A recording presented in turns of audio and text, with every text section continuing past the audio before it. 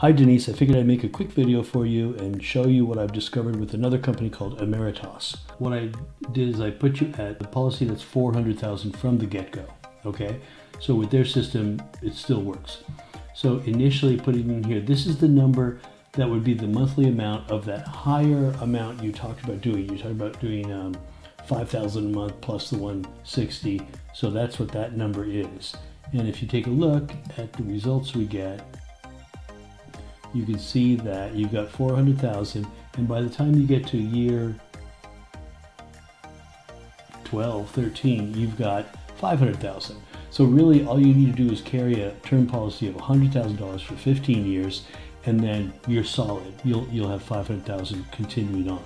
Now that's based on you paying the higher amount. That's $5,000, bonus. So let's say, well, what if we can't do that much because you expressed a concern that maybe you couldn't, and we go with the lower amount, which was 368, I believe. Got it. So now looking at the results, same death benefit and 368 amount monthly.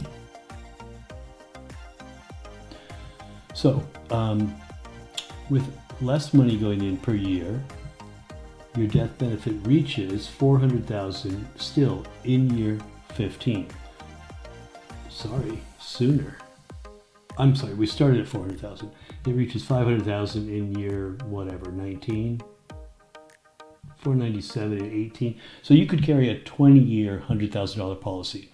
So if you probably what you should do is carry a 20-year $100,000 term policy to boost up the death benefit, and then just keep in this. Now, the important thing though is that you try to pay that $2,500 in, because if you do, then you're looking pretty. You've got by the time you get to 30 years, you got $500,000 in there, 600 almost, and then it increases later on, and you'll end up with $1 million when you're only 56. So that's not bad. Sorry, that's not when you're 56. That's year 56. That is when you're in your 90s. Okay, so that's only paying the $2,500 and the $170 per month. If you can do more than that, then you'll realize a much greater benefit of having that $1 million when you're younger. Whatever, you get the point. So the point though is that we're going to write the policy showing only $200 a month going in, even though it's a $400,000 policy, because that's kind of your minimum that you need to put in. We could even do the 160. Just to say, we say to the company, look, you're paying 160 a month, you want 400,000, and you understand that this policy can't survive like that. You have to put more in for it to make it, and I'll show you what I mean. So this will be what will actually be illustrated on the policy that you'll buy, because we only want them bugging you for say 160 a month. But this policy is going to die when you're 77 years old. So that you want it to last longer than that. But even if it doesn't, you still will have that $400,000.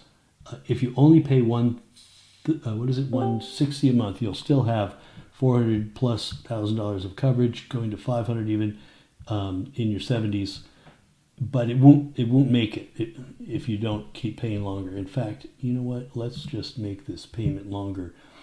Again, this is just an illustration. You don't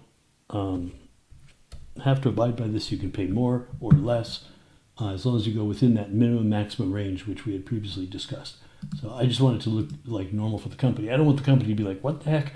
Why are you selling this to her? You should advise her that she should pay longer. But here you could say, look, I don't want to have any insurance when I'm 80 or whatever reason you give.